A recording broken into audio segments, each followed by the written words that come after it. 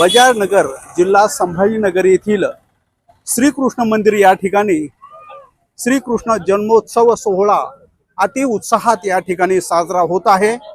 या ठिकाणी खूप मोठी सजावट केलेली आहे।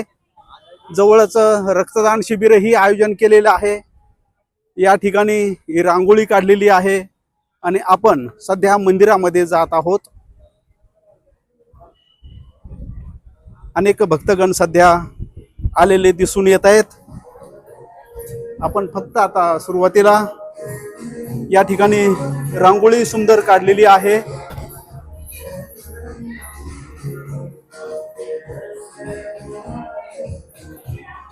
या ठिकाणी इथं श्रीकृष्णाची मूर्ती आपण वंदन करण्यासाठी आलेलो आहोत।